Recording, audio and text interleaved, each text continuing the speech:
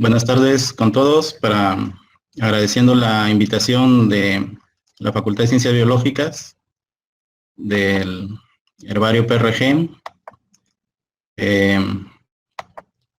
Bueno, es un gusto para mí compartir algunas experiencias y sobre todo algunas observaciones y algunas vivencias con respecto a la familia de las bromeliáceas.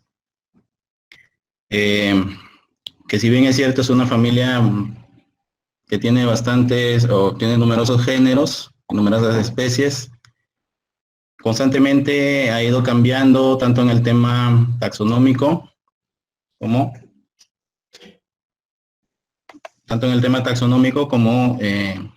en la consideración de sus géneros y también en la distribución de sus especies, ¿no? Se podría considerar, o bueno, particularmente la considero una de las familias que tiene procesos muy particulares, ¿no? Y que es necesario seguir investigando, porque en realidad no conocemos, por lo menos para el norte del Perú, no conocemos en realidad a ciencia cierta sus identidades, ¿no? Y de la misma manera, como no la conocemos, a veces pensamos que solamente existen en un sitio o que son endemismos de otro lugar, pero con esta breve exposición y con los comentarios que voy a realizar, vamos a tratar de analizar algunas situaciones y algunos casos con respecto a sus géneros de manera muy general. Bien, empezamos diciendo o comentando que la familia Bromeliaceae aparece o es descrita por Antonio de Jussieu en el año 1789 en base al listado de especies o al listado que ya se conocía desde mucho antes, pero que particularmente eran descripciones de viajes de exploración que no eran tan específicos, ¿no? O sea, se hacían descripciones y se hacían dibujos en ese tiempo de manera verbal y que a veces no correspondían o no reflejaban realmente las características morfológicas que tenían. En 1928, tal vez el iniciador o el promotor de la clasificación más o menos actual fue Harms, que propone una clasificación ya un poco más estable con respecto a la familia y que es desarrollada años más tarde y sobre todo dado a conocer años más tarde por las publicaciones de Lyman Smith y Robert Down en la publicación de Flora neotrópica para la familia, o la familia en la flora neotrópica. Como bien sabemos, la familia Bromeliaceae es una familia neotropical, es una familia que tiene el 99.9% de especies son nativas de la región neotropical y una sola especie en África, una Pitcairnea, o bueno, del grupo de las Pitcairnoideae en África. Esta clasificación, iniciada por Harms y desarrollada por Lyman Smith y Down, corresponde tradicionalmente a lo que nosotros hemos conocido y nos hemos formado conociendo de esta familia, tres subfamilias: la subfamilia Pitcairnoideae, la familia de las puyas, ¿no? La subfamilia donde se encuentran las puyas, donde se encuentran vegetativamente plantas espinosas y cuya floración, cuyas flores mantienen los pétalos un poco alargados, ¿no? Y características, bueno, bastante bastante diferentes a las demás. Luego la subfamilia Tillandsioideae, subfamilia 2, que integra todo lo que nosotros conocemos como tuyos o como tilancias, ¿no? El nombre del género se ha llevado al argot o al lenguaje común, ¿no? Las tilancias, los tuyos, las achupayas, como se conocen también, forman parte de la subfamilia Tillandsioideae. Y aquí ecológicamente, bueno, se dividen en dos morfológicamente y ecológicamente se dividen en dos las tilancias o las Tillandsioideae grises, que generalmente están adaptadas a condiciones áridas, y las tilancias con embudo, que están adaptadas a condiciones de mayor humedad. Y finalmente la subfamilia Bromelioideae, la subfamilia donde encontramos ananas, encontramos la piña, que difiere de las otras dos por la característica principal de infrutescencias, en la mayoría de los casos, o de espigas bastante apretadas, carnosas, y el ovario ínfero sobre todo, ¿no? Actualmente la familia consta de alrededor 77, más o menos de 77 géneros y 3.600 especies a más, ¿no? Más o menos bordeando los 3.660 especies en todo el mundo. Desde Smith y Downes, tal vez se hicieron revisiones morfológicas, coincidentes, muchas de ellas, pero es en el año 2007 donde a través de revisiones y trabajos moleculares, ¿no? De secuencias moleculares, que se diferencian ya no solamente tres subfamilias, sino 8 subfamilias. Hypnis y sus colaboradores son los que empiezan a realizar este trabajo y lo publican, generando o dividiendo la subfamilia Pitcairnoidea con todas sus características diferentes entre ellas. Ya no fue una sola subfamilia, sino que la subfamilia Pitcairnoidea se generaron otras 6. Bromelioidea se sigue conservando como subfamilia, y Tillandsioidea también. Entonces, Pitcairnoidea conserva las características de pétalos alargados, pero las inflorescencias laxas, las flores laxas, el ovario súpero generalmente, y en la mayoría de los casos llamativo. Mientras que el primer grupo en separarse, bueno, Pitcairnoidea, con los géneros Pitcairnea, Dichia, Deuteroconia, y el primero en separar, la primera separación que se hace es de las puyas, generando la subfamilia Puyoidea con un único género, el género Puya, que más adelante se divide en dos subgéneros que vamos a comentar.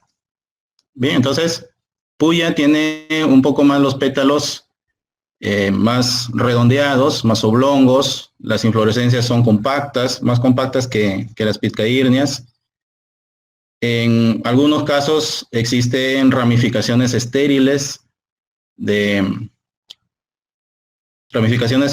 ¿no? De la inflorescencia, y eso hace de que morfológicamente, bueno, aparte de las características moleculares, se separe en la subfamilia Puyoidea y que se relacione más con las Bromelioidea. O sea, para muchos es una transición, las Puyoidea es una transición entre las Bromelioideas y las Pitcairnoideas. Y las otras, la separación, las otras subfamilias en las que fue separado Pitcairnoidea corresponden a la subfamilia Navioidea, que está restringida de Colombia a Guyanas, por lo menos para Hypnis, en ese momento estaba restringido de Colombia a Guyanas.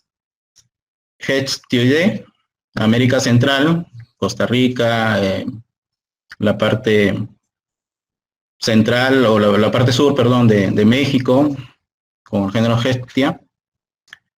Litmanoidea, de Venezuela a Guyanas, con el macizo de las Guyanas principalmente, género Litmania, y Broquinioidea, también de Venezuela a Guyanas, con el género Broquinia. Quedando como la octava subfamilia Tilancioidea, que conserva pues lo natural o lo inicial generado por Harms, ¿no? Las características de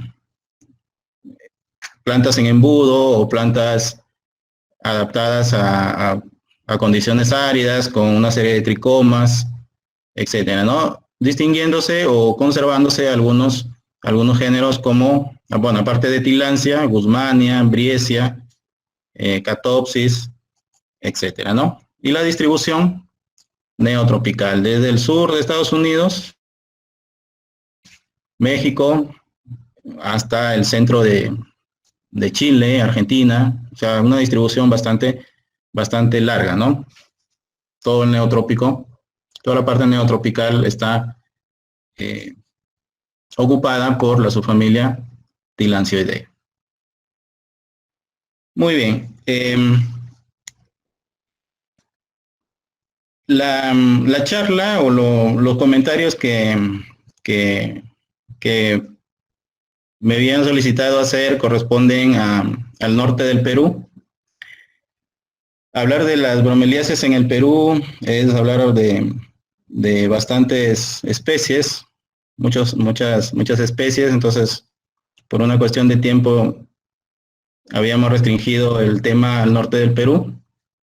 Y hablar del norte del Perú es hablar de la depresión de Huancabamba, ¿no? Que varios fitogeógrafos o varios exploradores, botánicos, climatólogos, etcétera, han estudiado y han podido determinar desde el punto de vista climático, desde el punto de vista orográfico, y finalmente a partir de Weigen en adelante se utilizan los indicadores florísticos, ¿no? Incluso Weigen hace algunas observaciones sobre familias que pueden ser indicadores florísticos de los límites, entre comillas límites, porque puede variar, de la parte más baja, considerada la parte más baja de la cordillera de los Andes, y que corresponde a la transición de los Andes del norte con los Andes centrales, ¿no? Y justamente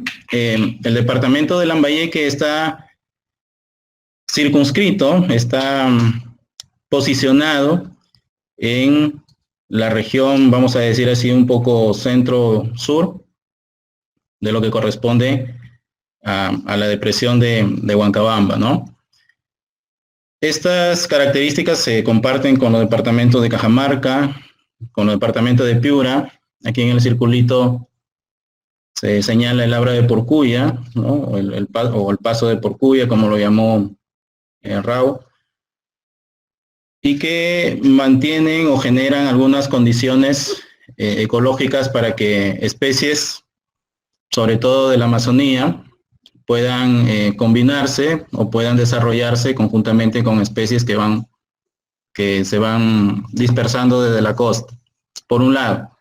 Por otro lado, especies, ecosistemas y especies similares se comparten desde el sur del Ecuador hasta más o menos el grado 8 o 7 correspondiente a la Libertad. Y una característica bastante, bueno, aparte de compartir especies amazónicas, una característica bastante peculiar que tiene esta zona, esta región, es que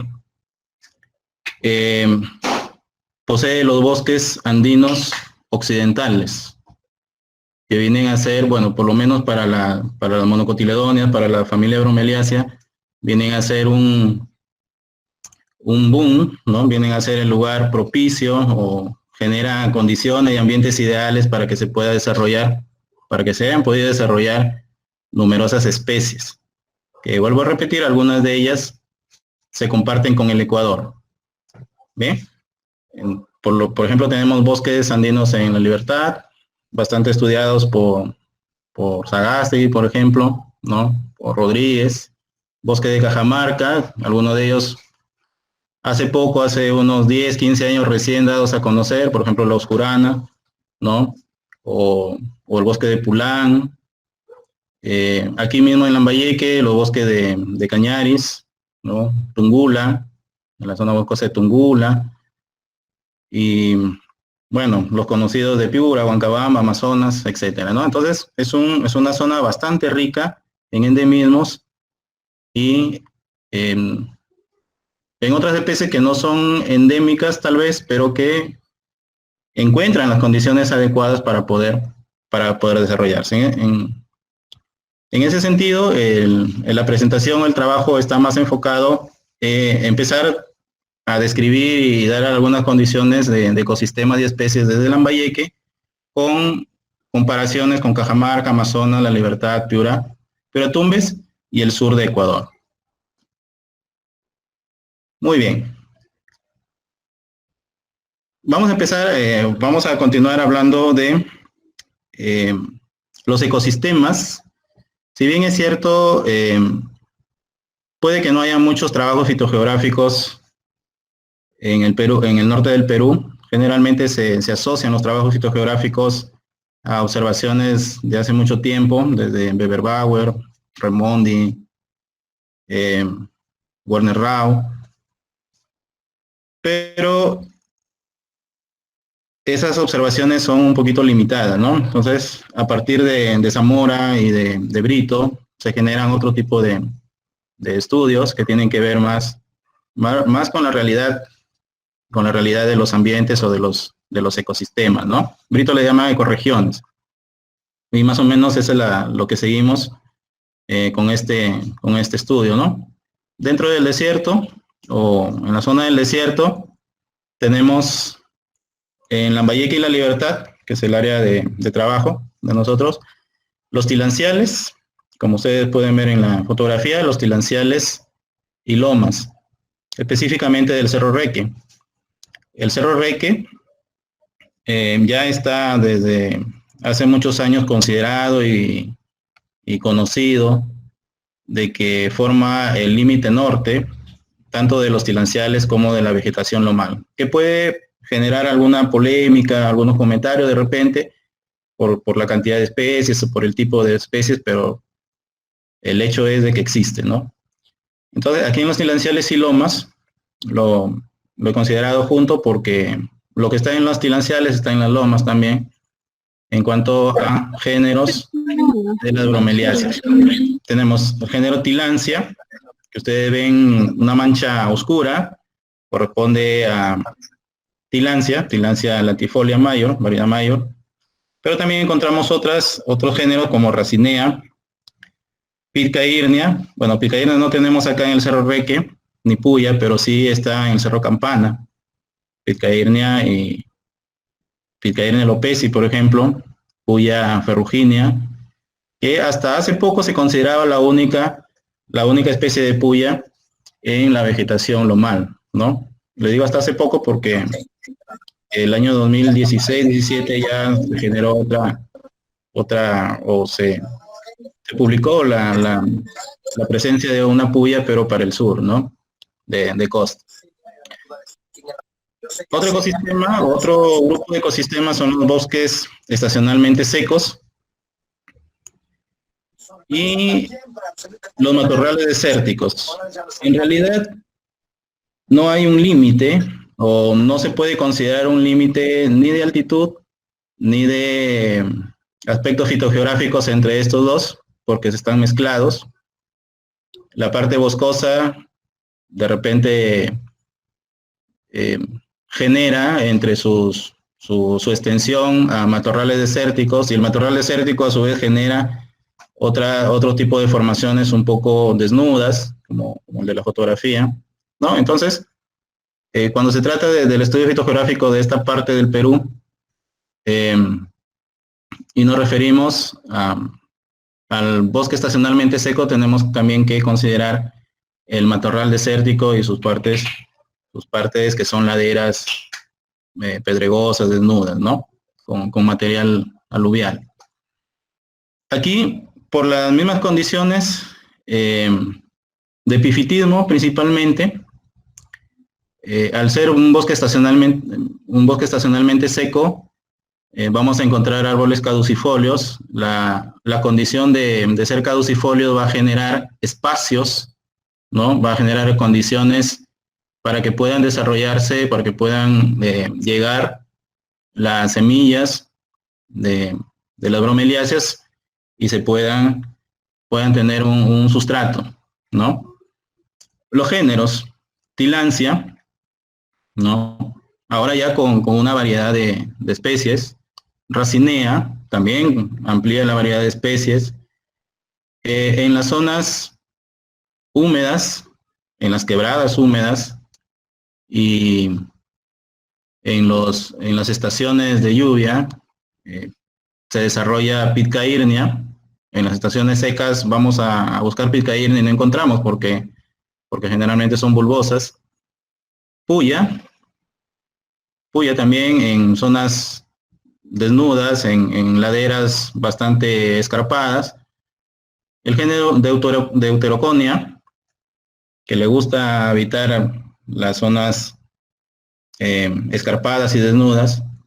Guzmania y Rombergia. Rombergia es un género desprendido de Acmea o transferido de Acmea, que normalmente pensamos que Acmea está en un bosque húmedo, pero Rombergia, antes Acmea, le gusta o habita las quebradas húmedas, ¿no? Los espacios de humedad que se pueden encontrar en este tipo de bosques.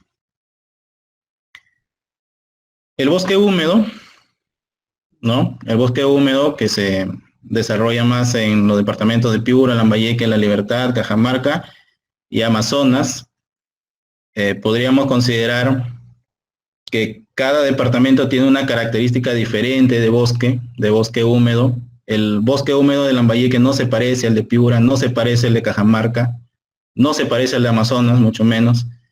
Entonces, hay condiciones, hay microclimas muy diferentes, y esos microclimas muy diferentes en el tema de bromeliáceas han generado también la diversidad. La mayor diversidad de bromeliáceas en el norte habitan este tipo de ecosistema, del bosque húmedo, desde el bosque húmedo montano bajo, ¿no?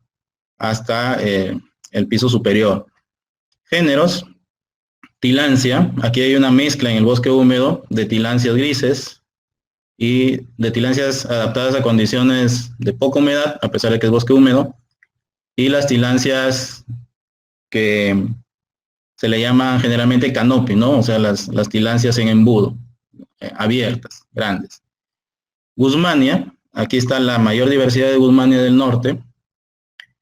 Género Racinea, estas especies de Racinea compartidas con los bosques montanos del Ecuador. Pitcairnea, una diversidad de especies. Acmea existe como género, existe un poco más restringido a la parte de Amazonas. Rombergia, que antes era Acmea. El género Ananas está en esta parte, en la zona de San Ignacio, en Cajamarca, en la zona de Amazonas también. Bilbergia, Greigia, Neuregelia. Estos tres géneros están ubicados hacia la parte de Amazonas. Greigia, un endemismo, Greigia leimebambensis, por ejemplo. Y dos géneros que para muchos estaban en duda todavía, y creo que con esta exposición y con nuevos reportes, nuevos hallazgos, podemos confirmar algunas dudas, ¿no? Con respecto a estos dos. Mesobromelia, originalmente se colectó, bueno, la colección que está para el norte del Perú está para un bosque de La Libertad, pero existe no solamente en La Libertad, sino en otros bosques montanos del norte. Y el género Grefbrownia, antes Mesobromelia, antes Briesia, ¿no? He ido cambiando de género, de estatus taxonómico, pero se pensaba que solamente no estaba para el norte del Perú, sino para el Ecuador, y ya se tiene conocimiento, ¿no? Ya hay algunas luces de que existe para el norte del Perú y en el bosque húmedo. Entonces, prácticamente la mayor diversidad, no prácticamente, ¿no? La mayor diversidad de géneros de bromeliáceas del norte del Perú están aquí en estos bosques, ¿no? Y de ahí viene la importancia de cuidar los bosques, de conservar los bosques, porque como les dije anteriormente, cada bosque es diferente y cada bosque es, es húmedo en esta parte, ¿no? Del Perú. Y bueno, tenemos eh, otra discusión también con respecto a los ecosistemas entre Jalca y Páramo,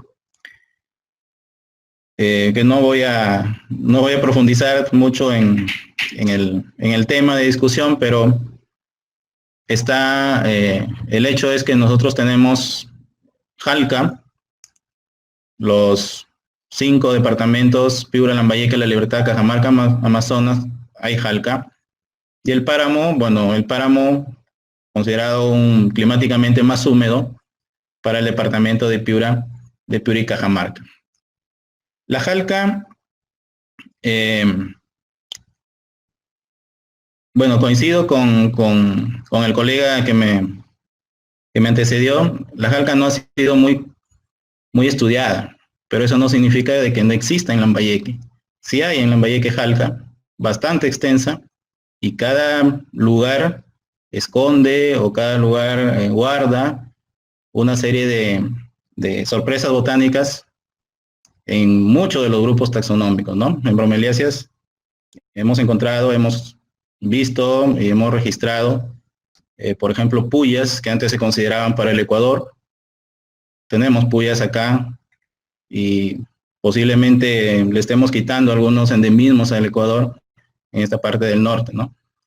Y el género Tillandsia, las Tillandsias adaptadas al frío, sobre los 3.800 metros, ¿no? Que antes se consideraban solamente que estaban para el lado de Ancash, ¿no? O llegaban hasta Calipuy en La Libertad, pero que en Piura, en Cajamarca y en Lambayeque existen también Tillandsia, por ejemplo, Tillandsia oroyensis, ¿no? Oroyensis, descrita para un poco más al sur, pero que la tenemos nosotros también más al norte. Muy bien, entonces los géneros Puya y Tillandsia. Para bromeliáceas, solamente estos dos géneros hasta el momento hemos considerado, Puya y Tillandsia.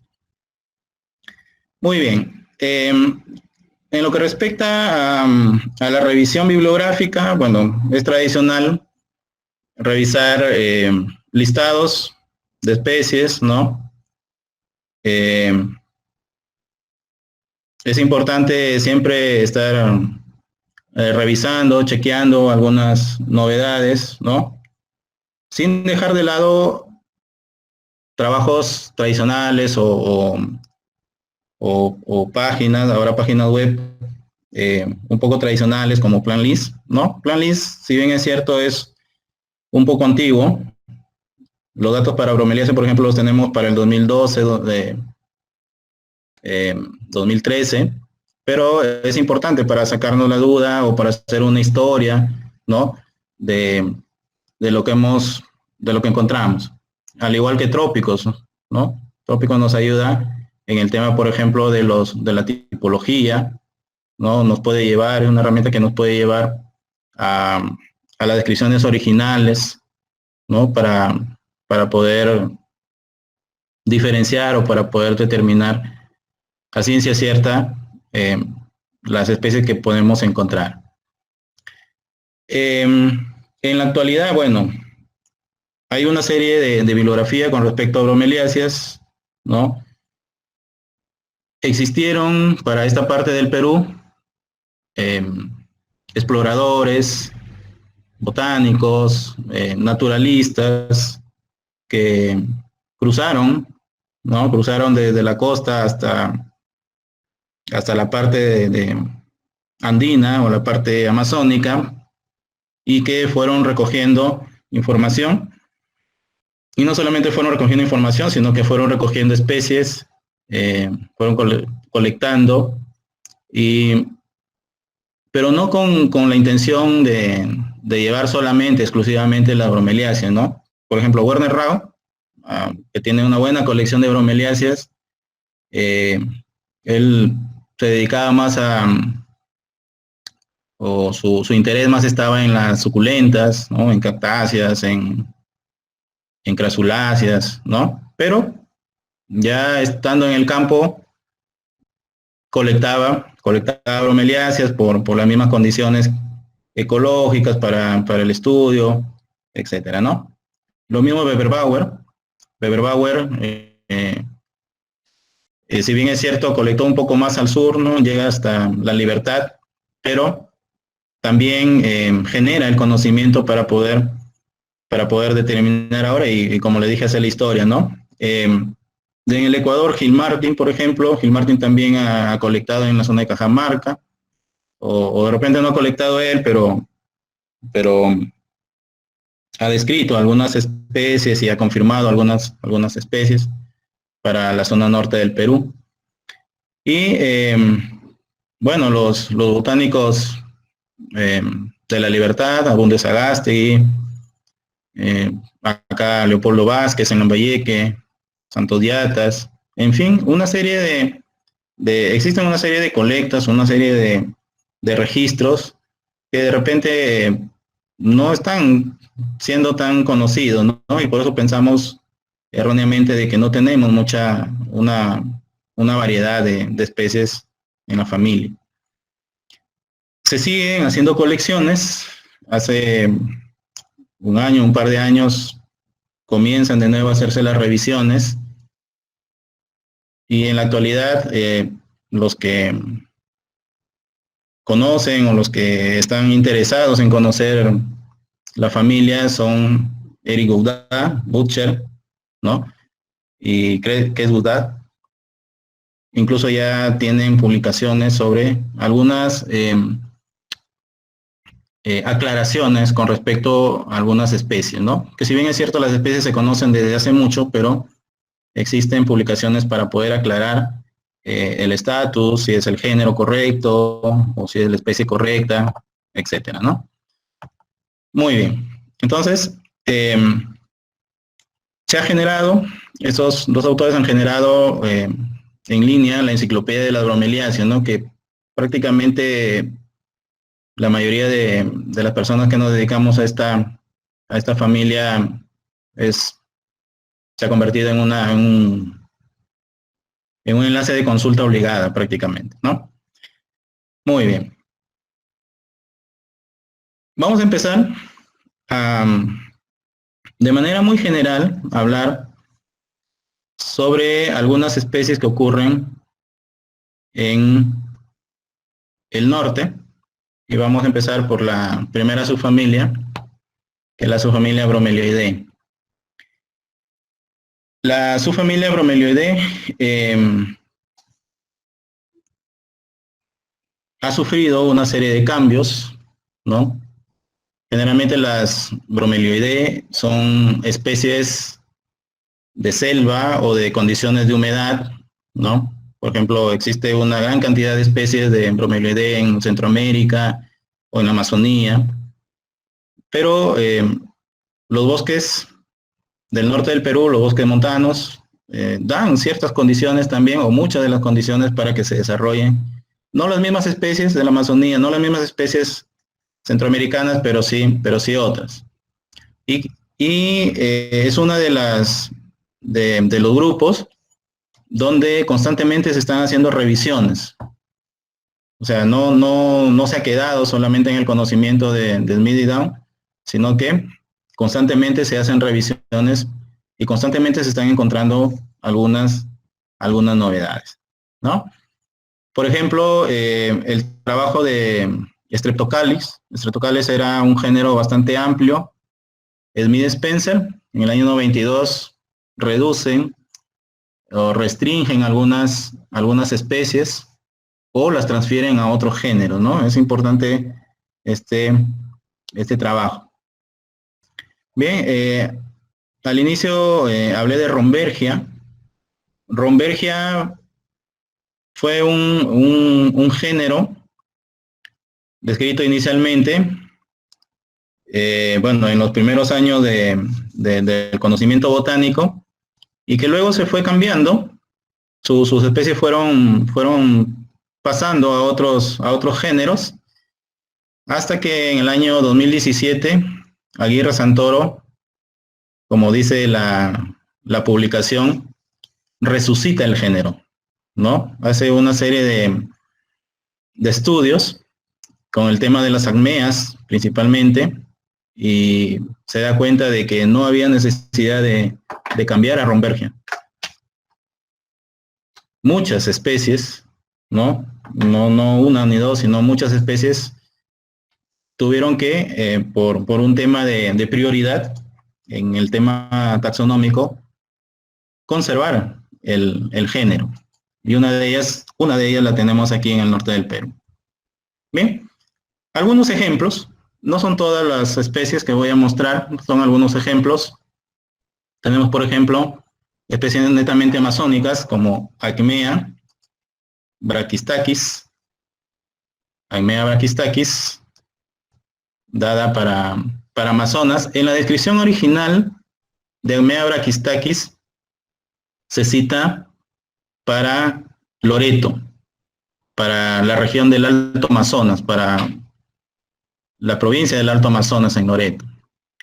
Pero con la tecnología, los herbarios, lo que tratamos de hacer actualmente es georreferenciar más o menos, o trazar una ruta, o volver a trazar una ruta posible por donde fueron colectadas, y se dieron cuenta de que el lugar de colecta no queda en Loreto, sino en Amazonas, ¿no? En la parte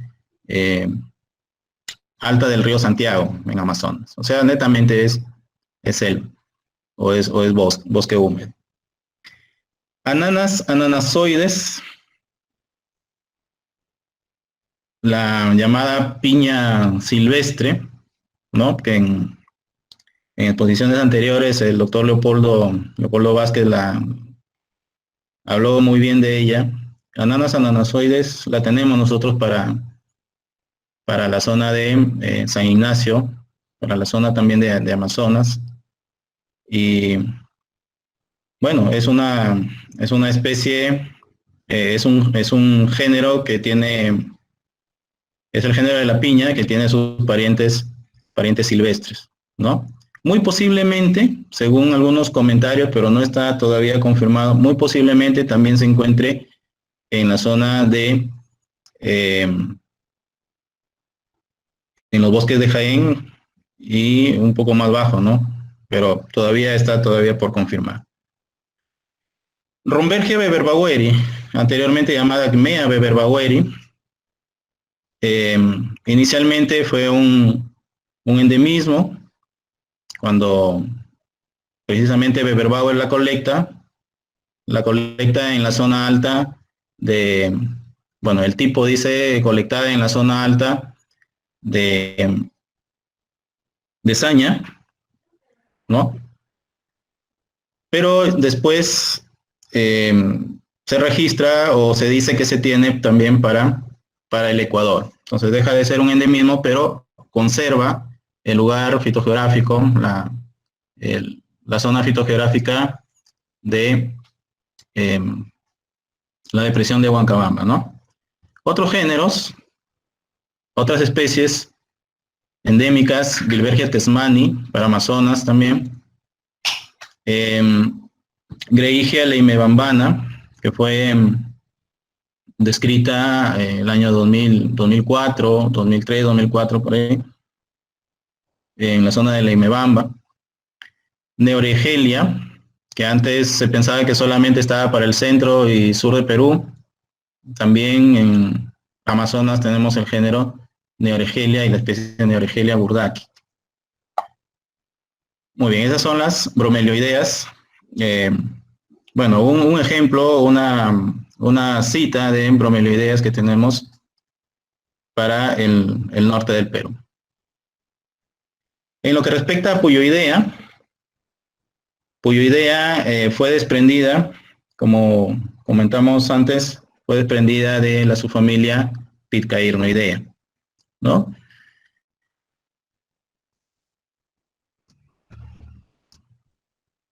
Desde la descripción de las puyas, bueno, empiezan en 1800, más o menos en 1830, ¿no? Con la descripción de puyas, luego se integran otros géneros como diquia, etcétera. Y han ido cambiando, ¿no? Hasta solamente ahora considerar dentro de Puyoideas un solo género, que es el género puya. Nosotros tenemos, bueno, aquí en Lambayeque tenemos la suerte de tener una puya, un endemismo, una puya exclusiva, digamos así, un endemismo bastante cerrado, que es puya ramoni. En el año 87, el doctor Ramón Ferreira colecta en la zona de Incahuasi, llega hasta la Laguna Tembladera, y en su trayecto encuentra, colecta y envía al especialista de ese entonces, Lyman Smith, y resulta ser una nueva especie, ¿no? Dedicada, la publicación original dice así, ¿no? Una nueva especie para un viejo amigo, Puya ramoni, en honor o en relación a Ramón Ferreira. Desde ese tiempo, desde 1987, bueno, la publicación aparece en 1991, no fue colectada nuevamente. Incluso en el libro rojo de las especies endémicas, la doctora Blanca León hace ese comentario, que no le puede dar una categoría porque no existe más allá del tipo y de los isotipos.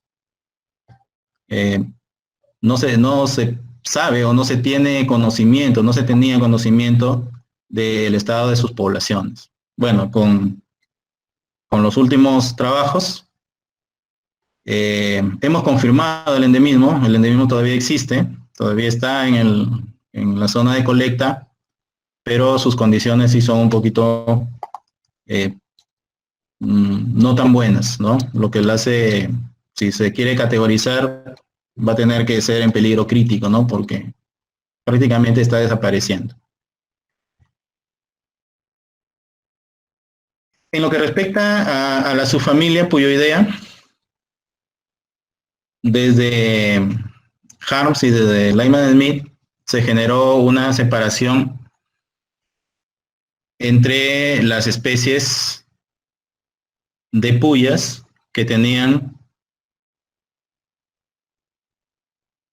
ramificaciones estériles, ¿no? Como lo que vemos en Puya Raimondi, por ejemplo, dentro de la inflorescencia principal aparecen ramificaciones estériles. Algunos ecólogos mencionan de que esas ramificaciones estériles son para generar perchas de alimentación de aves o de quirópteros o de polinizadores en general. Y las otras que no tienen, las que más bien tienen un indumento, o sea, una forma de adaptación con un indumento lanoso, ¿no? Pero no es hasta el trabajo publicado en el 2006 por Hornum Leoni y Victoria Sosa, que se tiene un panorama un poco más detallado en lo que respecta al origen, ¿no? Y a la evolución, a los factores de evolución, tanto de las que tienen, de las inflorescencias que tienen ramificaciones y las que no. ¿no? A través de ese trabajo, variación morfológica en puya. Y un dato interesante es que las que tienen ramificaciones, que corresponden al subgénero, las puyas que tienen ramificaciones, que corresponden al subgénero puya, precisamente aparecen después de la zona de influencia Amotapa de Huancabamba, o sea, más o menos por el grado 8. O sea, estamos hablando de Calipuy hacia la latitud más mayor, ¿no? Hacia abajo, hacia el sur. Mientras que las demás, o sea, las que no tienen esta característica y que forman el otro subgénero, que es el subgénero Puyopsis, más bien se distribuyen hacia el norte, o sea, desde la depresión de Huancabamba, zona de influencia de Amotapa de Huancabamba, hacia el norte, ¿no? Entonces es una característica que coincide precisamente con lo que decíamos, con la fitogeografía también, ¿no? Aparte del tema morfológico o evolutivo, también la parte fitogeográfica, ¿no? Y que es confirmado o reconfirmado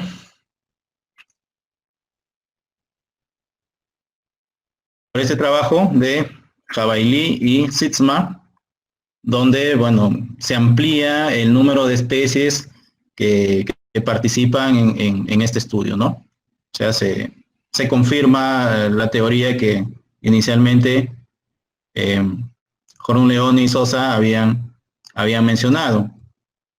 Incluso ellos proponen un clado de esta forma, en 5 grupos, 2 grupos bien definidos, un grupo de puyas de los Andes del Norte y Andes Centrales, que es el grupo más numeroso, ¿no?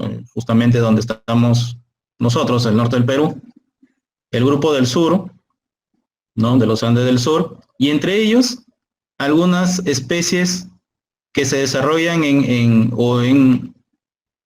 o atraviesan ambos grupos, ¿no? Por ejemplo, el caso de Puya ferruginea, que es común encontrarlos tanto en el sur, desde Bolivia, Argentina, hasta Colombia, ¿no?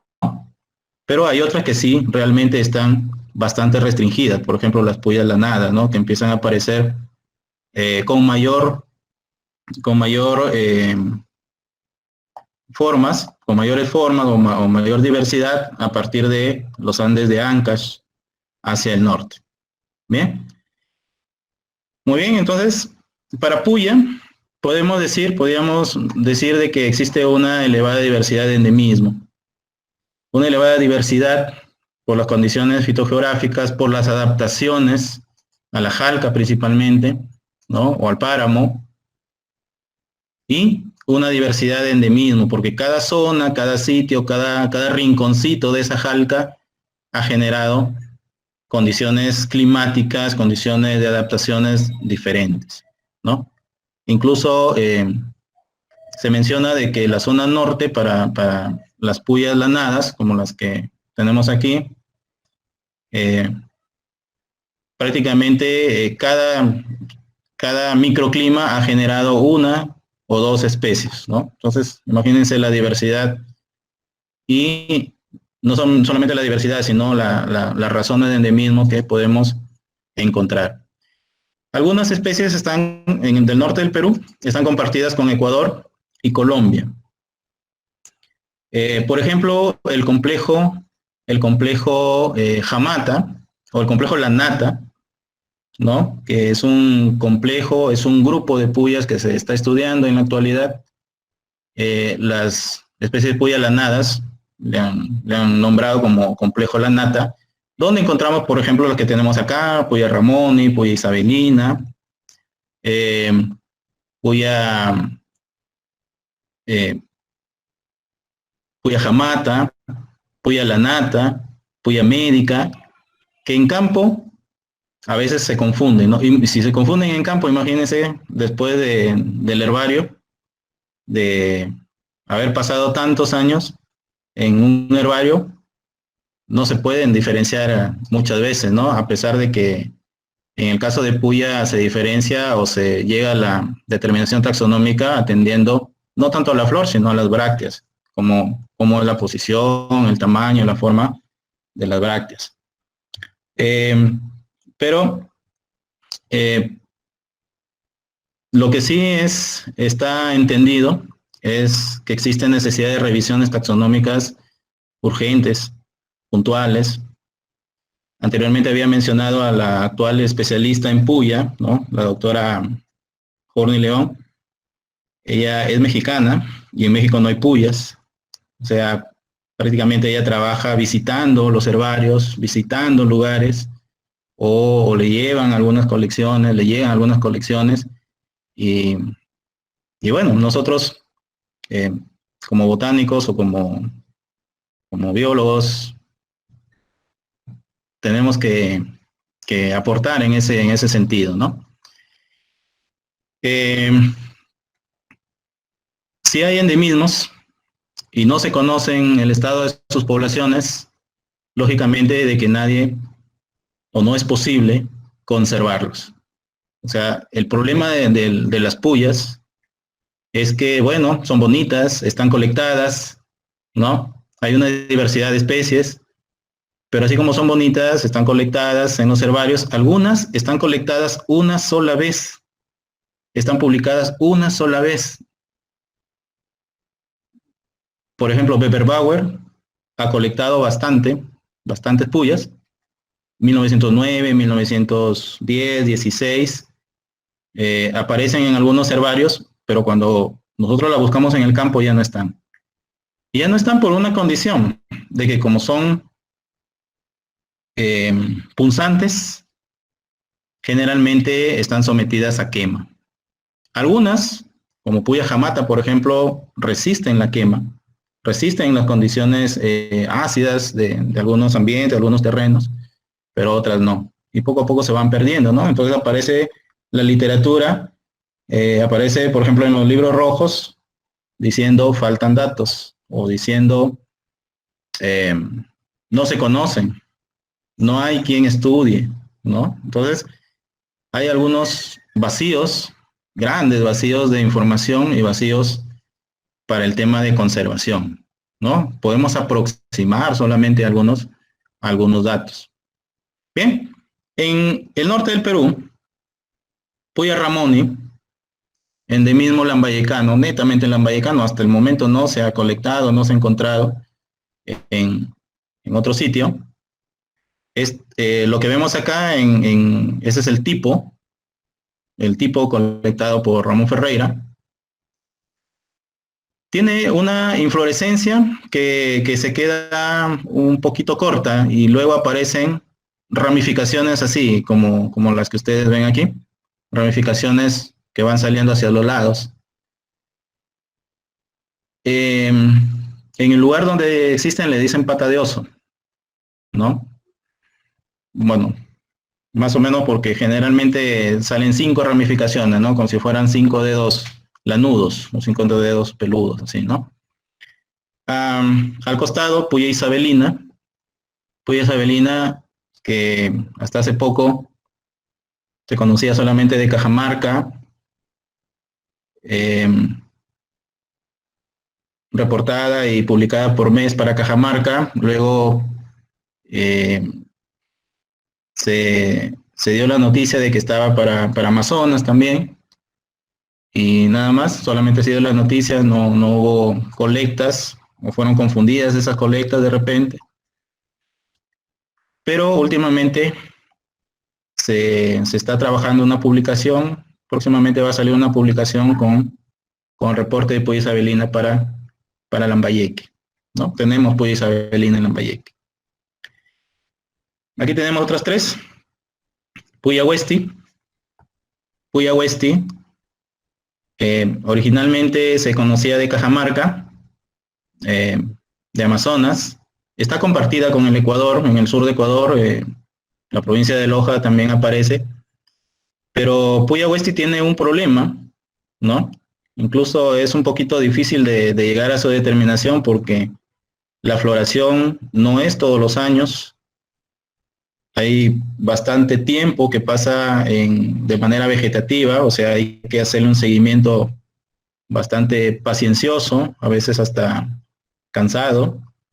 Y Puya Huesti está, como ustedes ven en la fotografía, no habita la zona de Jalca, sino habita más bien las zonas secas, las laderas secas de matorral desértico, cerca, ya sea un poco acercándose a la Jalca.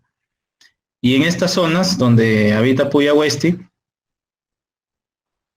hay bastantes intentos y hay bastantes acciones de deforestación. Sacan las puyas, sacan todo lo que encuentran por ahí para sembrar eucaliptos, para sembrar pino, ¿no? Entonces, por su naturaleza y por las condiciones que muchas veces son externas, si la vamos a categorizar por extensión, de repente el área de extensión de donde habita va a ser grande, pero las poblaciones son puntuales. Por lo menos en el norte del Perú son bastante puntuales. En medio, Puya Jamata no es... Puya Jamata se comparte con el Ecuador, llega hasta la parte sur de Colombia, suroeste de Colombia. Es una especie a veces muy confundida, ¿no? En la parte, según algunas observaciones, en la parte peruana, Puya Jamata tiene un tamaño que no sobrepasa los 3 metros. Mientras que en Ecuador es más grande, ¿no? Y eso ha generado, bueno, posiblemente ecotipos y hace que se confundan con otras especies, por ejemplo, con Puya fastosa, aunque Puya fastosa tiene las mismas características, pero tiene las brácteas diferentes, ¿no? Entonces, se confunde a veces. Eh, Puya jamata en nuestro medio está sometida junto con Puya fastosa, junto con Puya médica, un poco más de la libertad.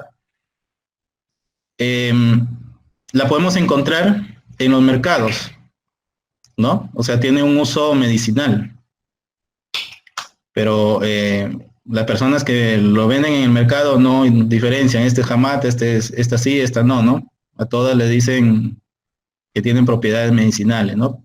Puede que tengan, pero esa es su presión, o sea, está sometida a que aparece una inflorescencia y rápidamente es colectada, una inflorescencia inmadura para llevarla a los mercados, no solamente de acá de la costa, también en los mercados de Cajamarca o de otros lugares.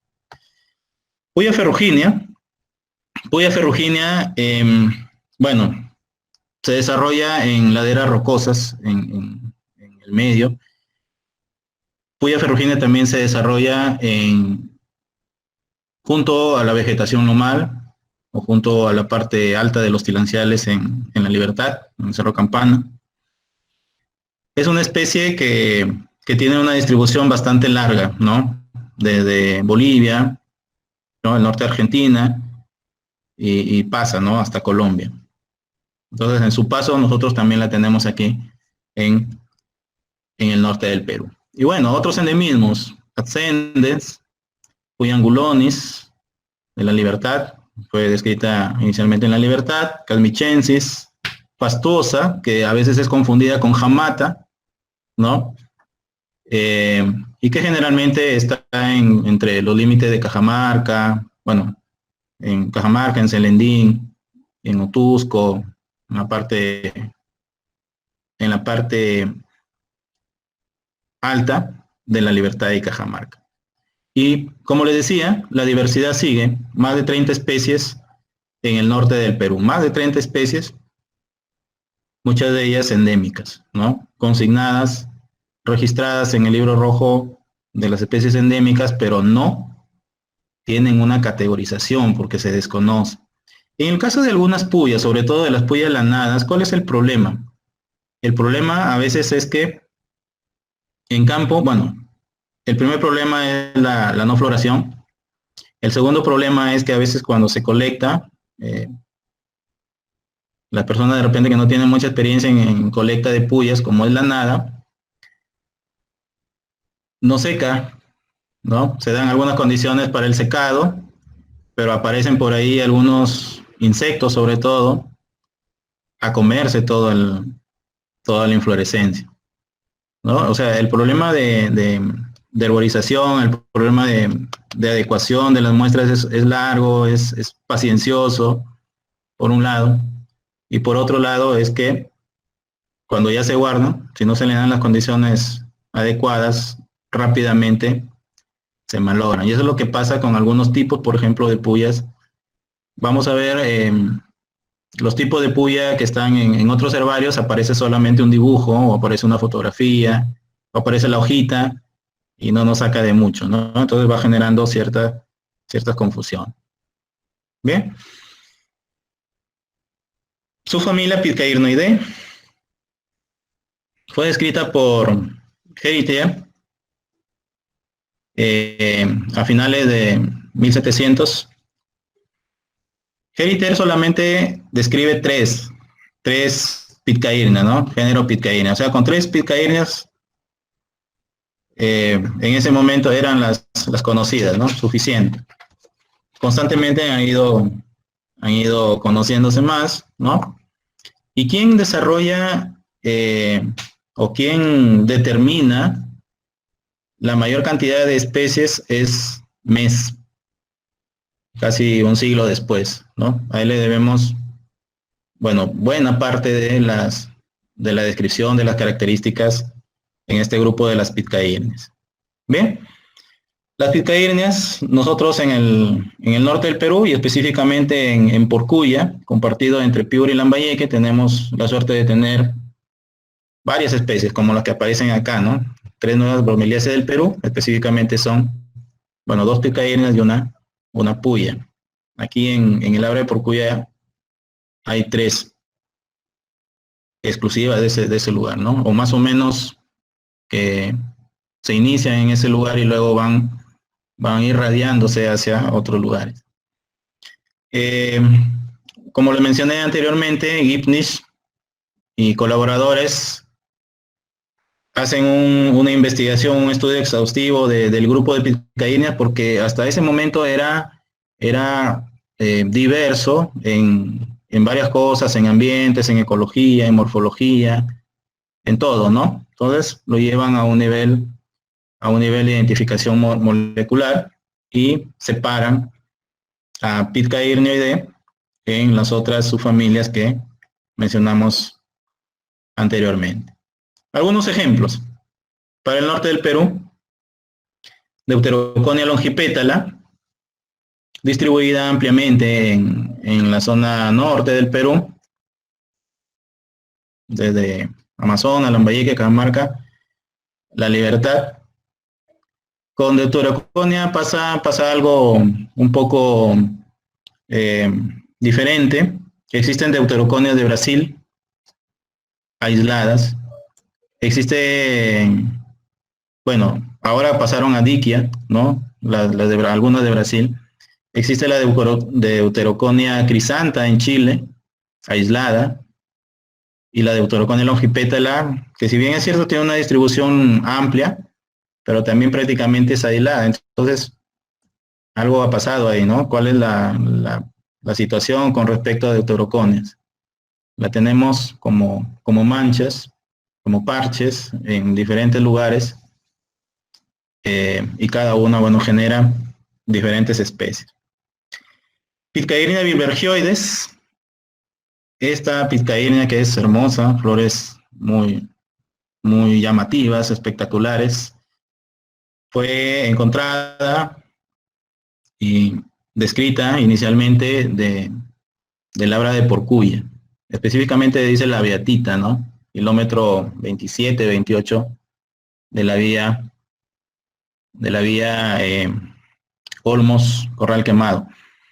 En la descripción original le ponen departamento de Cajamarca, que nosotros sabemos que la Beatita todavía le pertenece a Lambayeque, ¿no? Pero a partir de ahí se irradia y en la actualidad también bueno, también habita, también se encuentra en el sur de Ecuador. En el norte del Perú, Lambayeque, Cajamarca, posiblemente Piura, de hecho que tiene que estar por ahí en Piura, y el sur de Ecuador. En esta fotografía se demuestra, en la tercera fotografía se demuestra pues el epíteto, ¿no? De curvata, Pitcairnea decurvata. También la descripción original, ¿no? Es de una colecta de la beatita, ¿no?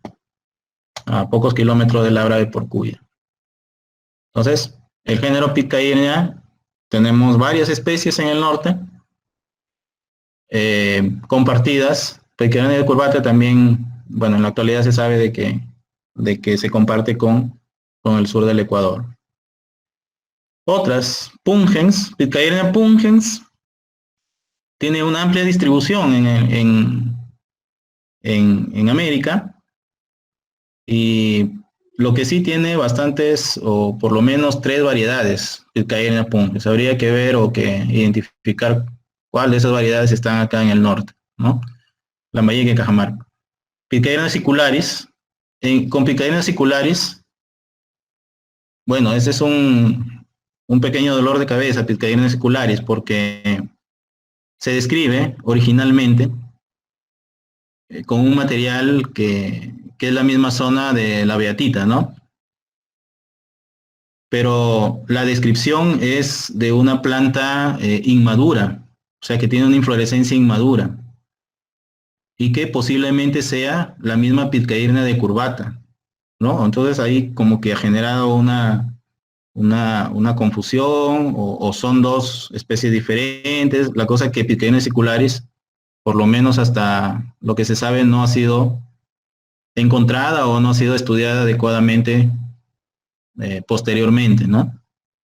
Pitcairnea lopezi, que es un endemismo también del Cerro Campana y de otras zonas de la Libertad. Y al igual que con los géneros anteriores, tenemos en el norte del Perú más de 20 especies de Pitcairnea, generalmente de bosque seco. Por ejemplo, estas 3 son de bosque seco, de matorrales, y de bosque húmedo también. O sea, están en la transición, están en ambos ecosistemas, bosque seco y también el bosque húmedo. Luego tenemos tal vez las bromeliáceas más conocidas, que están en el grupo de la subfamilia Tillandsioideae. La subfamilia Tillandsioideae periódicamente, por no decir todos los días, está siendo revisada, ¿no? Generalmente, cada cierto tiempo hay novedades en Tillandsioideae. Precisamente aquí presento un género, Grefbounia, que antes estaba en Mesobromelia, en otro género, y antes de estar en Mesobromelia estuvo en Briesia, ¿no? Sino que por características que las diferencian, se van trasladando, se van transfiriendo de uno a otro, ¿no? Entonces, Barfus, precisamente el año 2016, o sea, hace unos 4 años atrás, transfiere algunas especies desde las mesobromelias y desde las briesias hasta este género, Grefbounia, con la especie Grefbounia fulgens. Con esta especie hay algunas dudas. Los ecuatorianos dicen que es un endemismo de ellos, ¿no? Y bueno, habría que hacer un poco más de estudios, de colectas. Esta es de la zona de Cajamarca, de un área natural protegida de Cajamarca. Y habría que estudiar, ¿no? Y que analizar si realmente es fulgens o de repente se trata de otra especie. Y estamos hablando ya de una especie nueva, o estamos hablando de una variedad o un endemismo, ¿no? O si es la misma especie, entonces tendríamos que ampliar la distribución. Entonces, siempre estamos en ese proceso, ¿no? De seguir redescubriendo algunas cosas que parecían ya que estaban finalizadas. Muy bien. Esa es una foto de Roger Barbosa, ¿no? Estuvo en Cajamarca y bueno, es una foto prestada para la exposición y estamos en ese proceso de revisión, ¿no? Varias personas seguimos revisando de qué se trata, ¿no? Pero desde ya es una novedad. Muy bien, nuestras guzmanias, bueno, digo nuestras porque están en el norte, ¿no? Las guzmanias, algunas guzmanias, por ejemplo, la primera, descritas desde hace mucho, llamativas al máximo, descritas por Ruiz y Pavón, Guzmania monostaquia, o por lo menos la encontró y la reportó. Eh, Son especies tropicales, son especies de ambientes tropicales húmedos, pero que también se pueden encontrar en los ambientes de bosque seco, un poco escondiditas de las otras, de, escondidas, ¿no? En lugares un poquito sombreados o abrigados. Bueno, Guzmán monostaquia tiene una distribución bastante amplia, ¿no?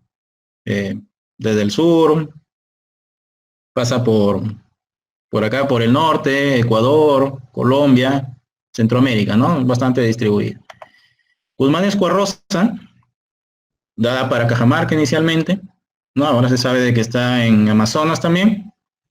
Y esta tercera, Guzmania variegata, bueno, la fotografía no es tan clara.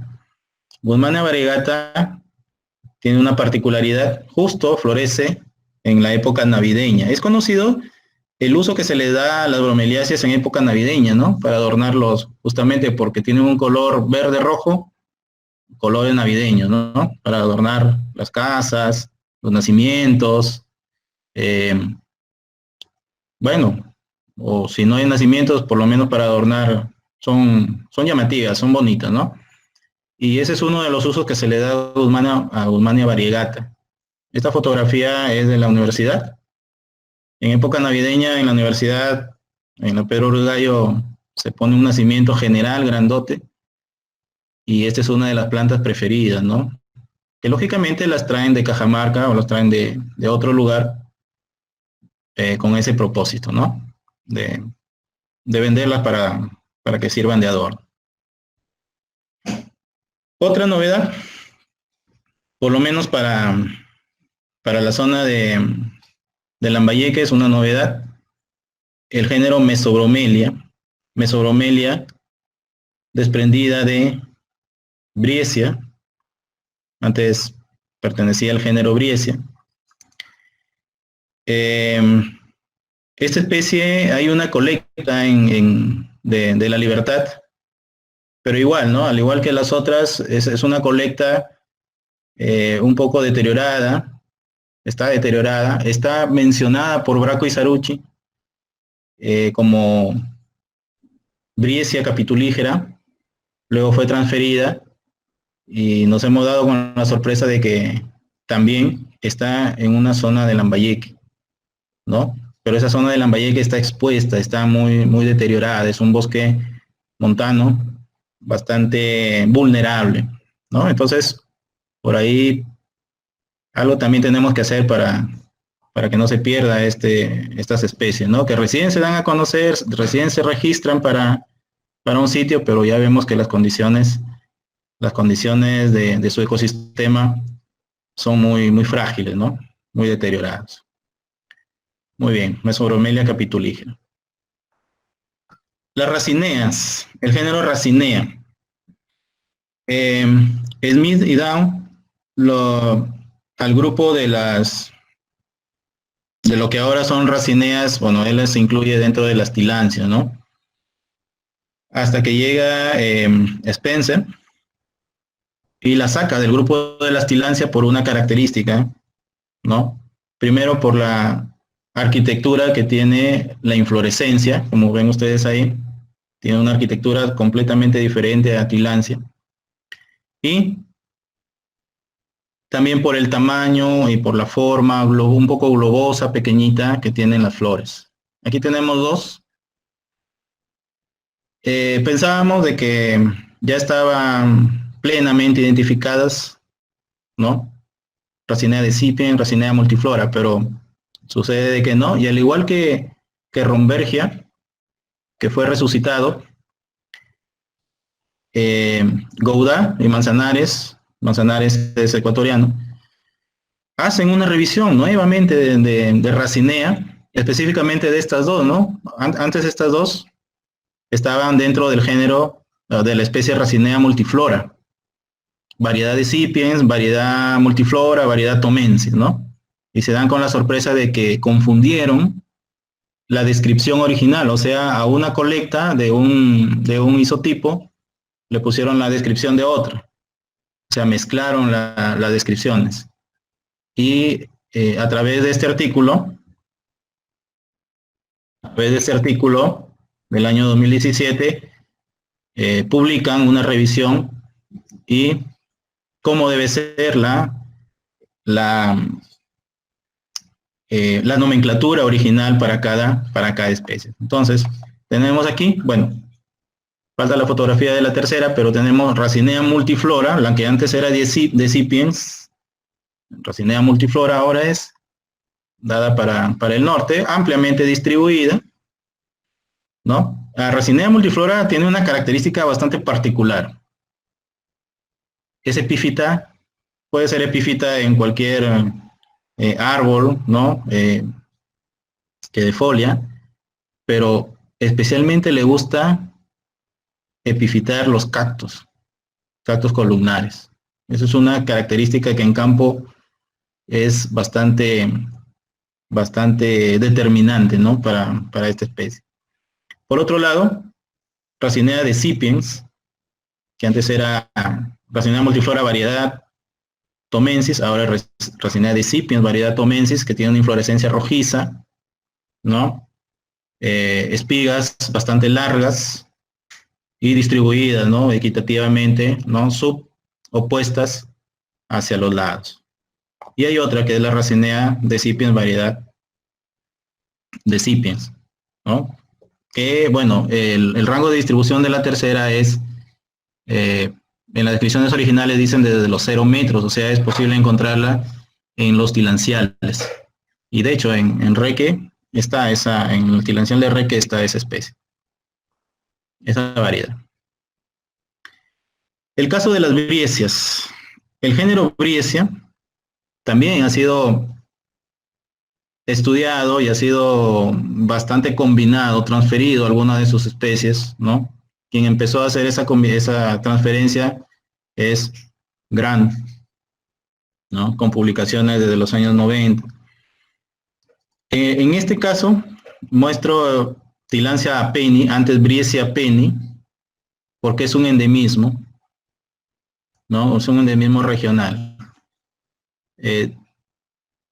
Colectado específicamente también en la Beatita, ¿no? Cerca de Labra de Porcuya, a pocos kilómetros de Labra de Porcuya. Ahora, ¿dónde la colectaron? ¿En Lambayeque o en Piura? Por distribución está en Lambayeque y Piura, ¿no? Es la zona que incluye toda ese tramo de colecta. Pero también está en Ecuador, en el sur de Ecuador. Bueno, por acá tenemos una especie, Tillandsia complanata, que es ampliamente distribuida, muy abundante, sobre todo en época seca.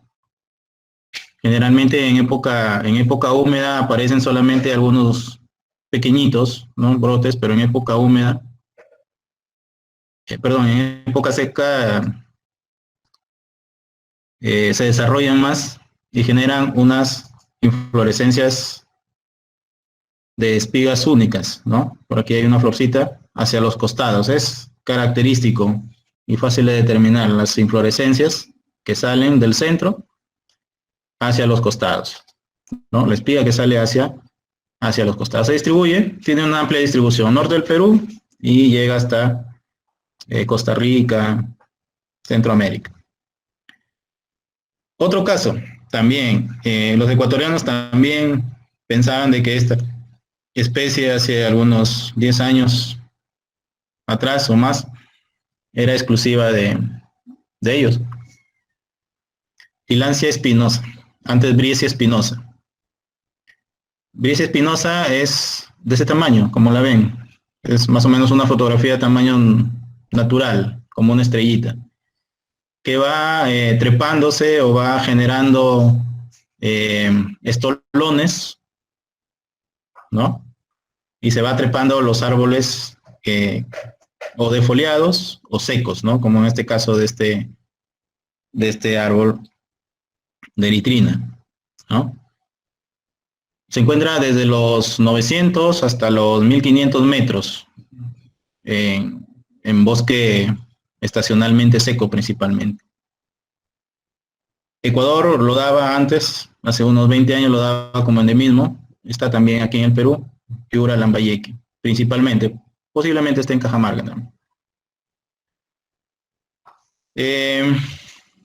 Bueno, Tillandsia divaricata. Tillandsia divaricata ha sufrido bastantes cambios, ¿no? Por ejemplo, Bentham la describe como Tillandsia divaricata, como una nueva especie, pero Harms y Smith más adelante la ubican en un complejo que le llaman el complejo Tillandsia latifolia. O sea, tiene características parecidas a Tillandsia latifolia, pero puede ser, la pusieron como una variedad, Tillandsia latifolia, variedad divaricata por la forma como extiende sus espigas, pero igual, estudios posteriores, ¿no?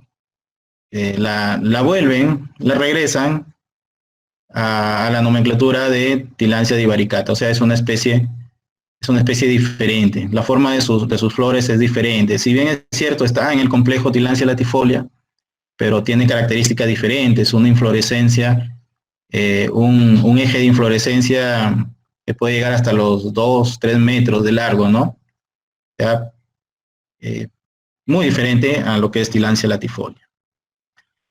Muy bien, por acá, Tillandsia harmsiana, igual, ¿no? Igual que la Guzmania, la Tillandsia harmsiana tiene las dos fotografías que están acá es harmsiana, antes Briesia harmsiana, tiene unas brácteas rojizas bastante llamativas, aquí ya está un poco seca, y unas flores azules muy hermosas. Entonces, igual, en época navideña es comercializada, es llevada o es recogida simplemente por las personas para poder adornar. Aquí vemos un rebaño, ¿no? Un nacimiento, una representación. Igual, esta también la tomé en la universidad, en el nacimiento de la universidad. Igual que Guzmania, Tillandsius neoides, también está, o forma parte del uso que se le da para adornar. Tillandsia heteromorfa. Con Tillandsia heteromorfa hay algunas discusiones también. Tillandsia heteromorfa, como ustedes ven, es una planta bastante lanosa, escábrida, tiene un indumento cinéreo, ¿no? Que nos hace pensar que soporta no solamente las condiciones áridas, sino también el frío, ¿no? Para Lambayeque aparece descrita como Tillandsia heteromorfa, variedad heteromorfa, pero no hay otra variedad descrita en la cercanía, ¿no? Las otras variedades se dan para otros sitios muy, muy lejanos.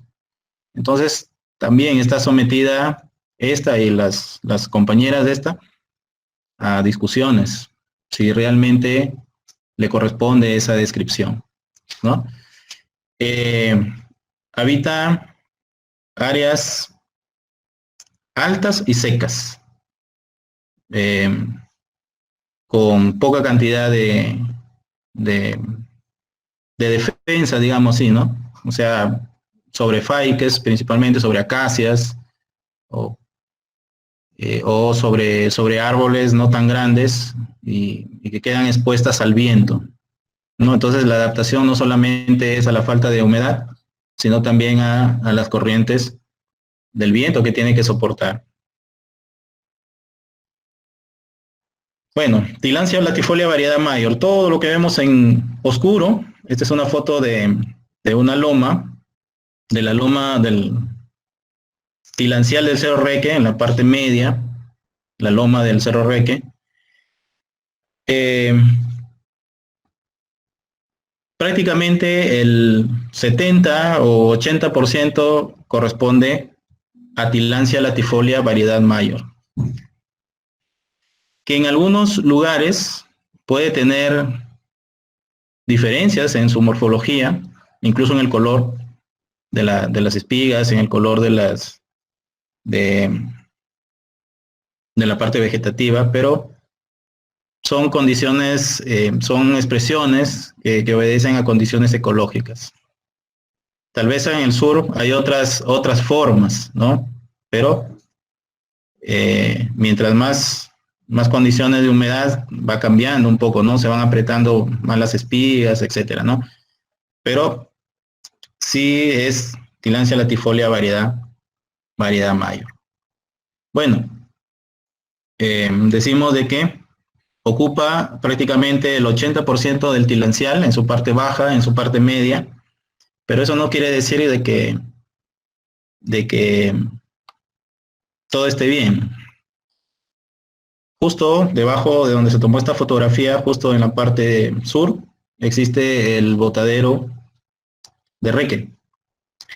Y ese botadero de Reque genera pues cantidad de bolsas, cantidad de residuos que vienen y se quedan, ¿no? Precisamente se quedan aquí en las plantas y no las dejan desarrollar adecuadamente, ¿no?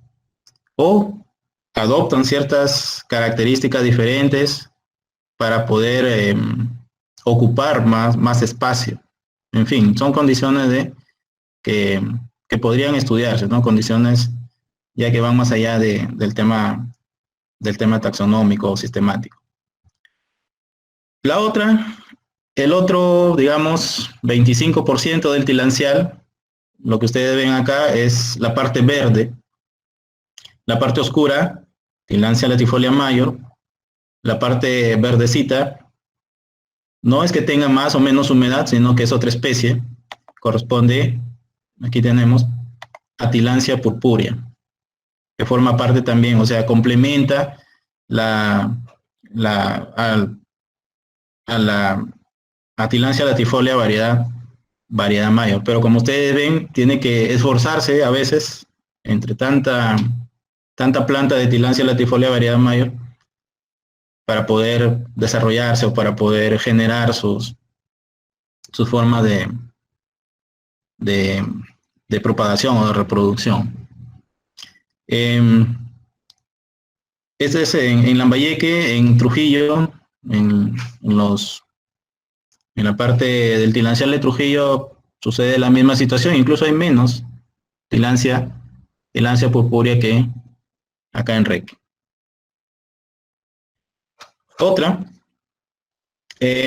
Otra discusión, podríamos decirlo así, el tema de esta especie, Tillandsia pseudofloribunda. En el año 2018, Goudá genera una separación de Tillandsia floribunda. Antes a todas se le llamaba floribunda, con Tillandsia pseudofloribunda. Incluso propone la creación de la especie Tillandsia pseudofloribunda. Bueno, esta es una foto de un ambiente rocoso asociado a vegetación. Está el ambiente rocoso y debajo la vegetación lomal. Y aparecen así en manchas, en matas, ¿no? Esta es una fotografía de su inflorescencia como tal. Pero la discusión viene por el ambiente o por la forma como se desarrolla, ¿no? Goudá describe como Tillandsia pseudofloribunda a una especie que es epífita y que tiene las condiciones del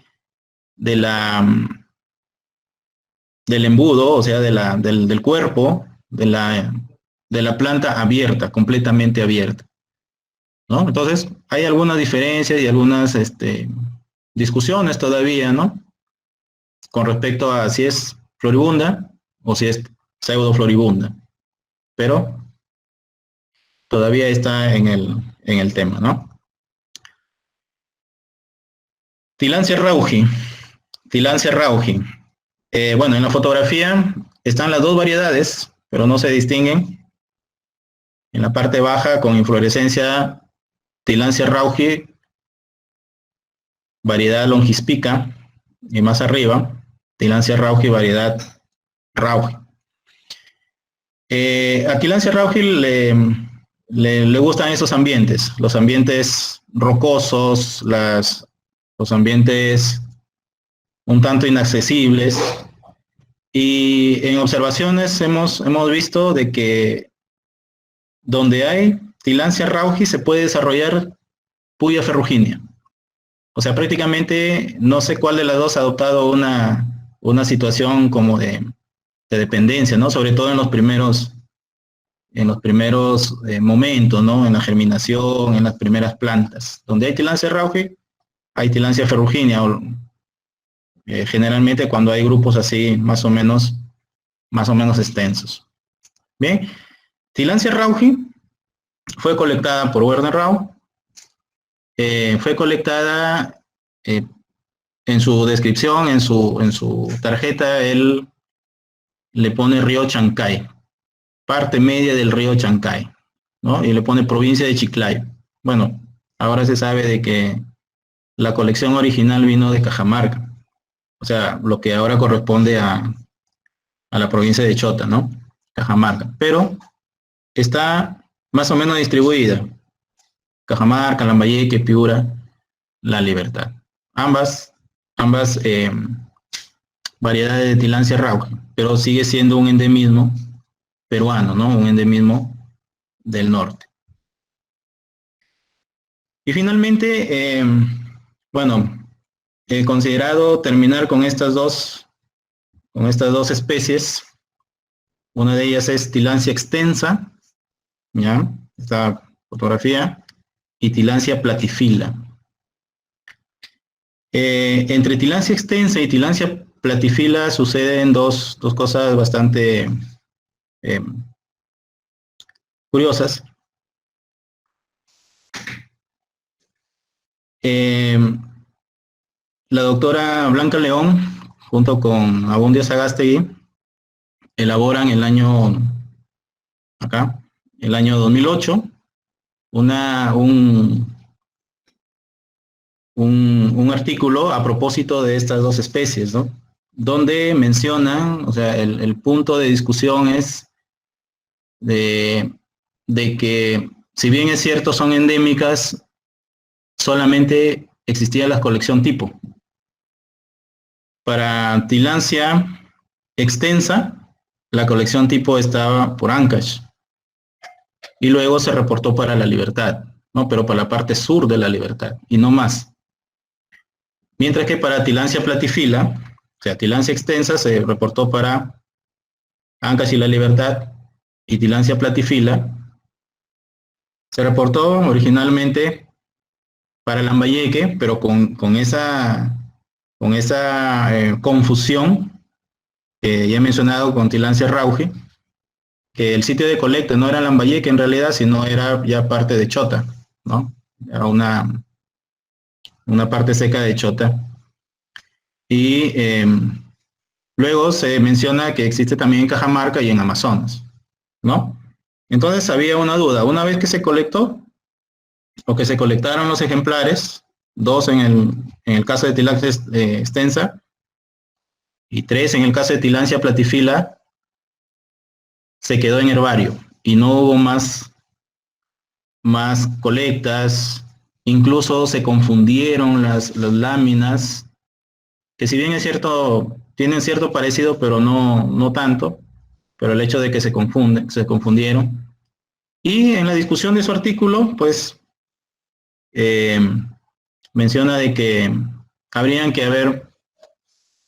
se tendría que hacer nuevas colectas y nuevos registros para poder dilucidar, para poder diferenciar las especies, ¿no? Hace poco salió esta publicación del género Tillandsia en el departamento de Lambayeque, donde no solamente se hace una nueva colecta, que esas son las fotos originales, sino que se amplía la distribución, o sea, se confirma la distribución, si bien es cierto, extensa estaba como Lambayeque, pero nadie la había colectado en Lambayeque, sino en Cajamarca, y Platifila todavía no se colectaba en Lambayeque, sino en Ancash y La Libertad. Se confirma que están en Lambayeque. Pero tienen un problema, por lo menos en el lugar de colecta es Quebrada del Espinal, que justo es el límite geográfico entre Oyotún, Lambayeque y Cajamarca. Entre la parte de Lambayeque, que es Oyotún, y Cajamarca. La Quebrada del Espinal se ha convertido en este momento en una zona turística. Bueno, se le está dando ese uso, ¿no? Es una quebrada. En época de verano llega cierta cantidad de agua y hay personas que visitan la zona, ¿no? Y en el paso de visitar la zona se llevan las tilancias. Entonces, es una situación también de vulnerabilidad que tienen estas especies, ¿no? Si bien es cierto, han sido dadas a conocer nuevamente, pero están sujetas a cierto uso o a cierta vulnerabilidad por parte de personas que antes no ingresaban, no podían ingresar a esa quebrada, pero ahora ya tienen mayor acceso, ¿no? Y esto es un ejemplo de que existen muchas especies que de repente no conocemos o no sabemos cuál es su estado y que están ahí esperando de que alguien se interese no solamente en la taxonomía, sino también en cómo ver la forma, ¿no? Ver las estrategias de que se puedan conservar. Muy bien, muchas gracias. Agradecerle, Magíster José Ayasta, por su participación. A continuación vamos a dar lectura a las preguntas del chat. Nota libro pregunta, ¿cómo se puede diferenciar Puya Jamata de Puya Ramoni? Puya Jamata de Puya Ramoni. Bueno, Puya Jamata tiene una inflorescencia cilíndrica que remata como si fuera una cabeza al final. O sea, es completamente cilíndrica, lanada, tiene como una cabeza, ¿no? Mientras que Puya Ramoni, su eje de inflorescencia primero es leñoso, o sea, no es lanoso, sino leñoso, un poco desnudo, y luego se ramifica, ¿no? Había explicado que parece una mano larga, ¿no? De ramificación. Por eso le dicen pata de oso, como si fuera 5 dedos de un oso. Muy bien. Jorge Rodrigo pregunta, ¿en qué se basó Aguirre Santoro para considerar a Aimea berbaueri o Portuga berbaueri y considerarla en la especie dentro de Rombergia? ¿En qué se basó? Bueno, se basó en que las acmeas, las acmeas generalmente tienen una inflorescencia un poco más apretada, ¿no? O sea, la descripción original de las acmeas es de la espiga o las inflorescencias apretadas, mientras que Rombergia son más laxas. Incluso hay una espiga, un eje libre de inflorescencia, por lo cual van sucediendo las flores, ¿no? Un poco fósiles, pero no llegan nunca a ser apretadas. Ok. Después de las felicitaciones por la excelente charla del doctor Pino, Nadia Choque pregunta, ¿qué estrategias de conservación recomienda en zonas vulnerables donde habitan las bromelias? Bueno, estrategia de conservación, hay muchas estrategias de conservación, hay mucha voluntad de conservar. El problema es que a veces esa voluntad de conservar choca con un sistema, ¿no? No he querido mencionar nada del sistema, pero muchas veces la población trata de conservar, ¿no? Si bien es cierto, hay una población que por ciertas actividades, por ejemplo, quema o tala, hay otra población que trata de generar espacio de conservación. Pero cuando esos espacios de conservación necesitan legalizarse, hay un gran problema legal. Hay muchos vacíos y no sé qué palabra utilizar, mucho alargue en el tiempo de generar espacio de conservación, ¿no? Hay muchas experiencias, por ejemplo, experiencias de área de conservación en zonas bajas. El mismo tilancial y la vegetación normal del Cerro Reque, por ejemplo, estuvo en algún momento como un sitio prioritario de conservación y hubiera sido pues excelente hacer eso, ¿no? Pero cuando llegan a quien tiene ¿cómo le digo? Quien tiene la decisión política para hacerlo, como que se queda ahí, ¿no? Entonces genera en la población o genera en las personas un desánimo y no se llega a concretar. Las estrategias de conservación, bueno, que hasta ahora he visto que funciona sobre todo en la parte de bosque montano y bosque húmedo, son las áreas de conservación privadas. Tenemos ejemplos, pero como les digo, necesita bastante punche, ¿no? Bastante esfuerzo.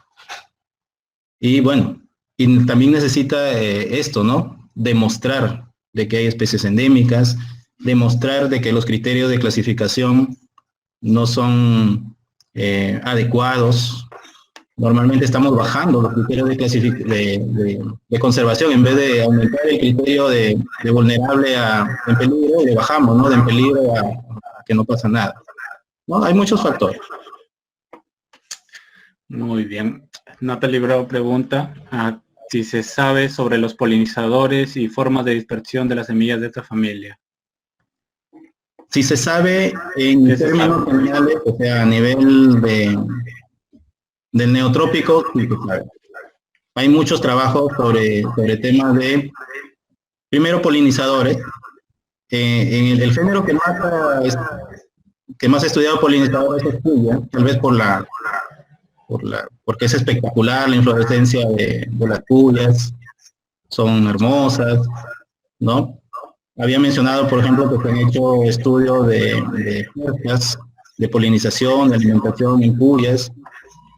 Existen muchas aves, murciélagos, insectos que polinizan, pero para la parte norte, digamos que es un campo bastante abierto todavía. No hay estudio de polinización. Entonces, justamente es un tema del tema de las interacciones biológicas en el tema de polinización y dispersión de semillas es un tema pues que si lo queremos hacer desde el punto de vista botánico solamente o desde el punto de vista de ecología solamente, no lo podemos avanzar. Tenemos que juntarnos, ¿no? Botánicos, zoólogos, no sé, herpetólogos, todos para poder desarrollar estos temas. Desde el punto de vista ecológico, ¿qué especies del género de bromelia son Phytotelmata y cuál es su importancia en los bosques del norte del Perú? Phytotelmata, definitivamente, bueno, la fitotelmia es una disciplina de la ecología que estudia las interacciones de los animales que viven en las canopias, ¿no? O sea, en los embudos de las bromeliáceas. Igual, no se ha desarrollado en otros espacios de repente, pero por acá no. Tillandsia rauchi es una especie ideal para desarrollar el tema de Phytotelmata, ¿no? Por ejemplo, Tillandsia sagastei, que no le he mencionado acá, pero también, ¿no? Unos espacios bastante grandes, un volumen de agua considerable, que bien podrían conducir a estudios de Phytotelmia. Muy bien. Jorge Romero le felicita por la ponencia y le pregunta si que considera que las bromelias peruanas tienen potencial ornamental. ¿Es fácil su reproducción ex situ? Sí, definitivamente casi todas las bromeliáceas tienen un potencial de reproducción. O sea, sí se puede llevar a otro lugar, dándole las condiciones lógicamente, las condiciones adecuadas. Y prácticamente de todas las que hemos mencionado, sobre todo las de la subfamilia Tillandsioideae, sí tienen potencial para poder cultivarse. Es más, cuando se hacen las descripciones de nuevas especies, muchas de ellas son de cultivos, ¿no? Dice tipo jardín botánico tal, o lugar de cultivo tal, ¿no? Ya ni siquiera son de lugar específico de donde la sacaron, sino del cultivo de donde la han llevado, ¿no? Sí hay potencial, pero como que yo no soy muy partícipe de esa actividad, ¿no? De cultivo. Muy bien. Miguel Maldonado le consulta si, bueno, quisiera saber si se ha hecho un estudio del impacto de las festividades religiosas, en especial de Navidad, acerca de la diversidad de las bromelias por su extracción para usos en adornos de altares y nacimientos. A ver, no.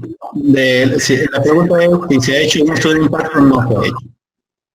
Pero lo que yo sí puedo decir es que, bueno, en todo lo que he visto por la proximidad de las carreteras, generalmente las especies que he mencionado y otras más, ¿no? Que cumplen esa característica para adornar, provienen de Cajamarca, provienen de Chota, provienen de Cutervo, principalmente, ¿no? Y de Santa Cruz. Son los tres lugares de donde se extrae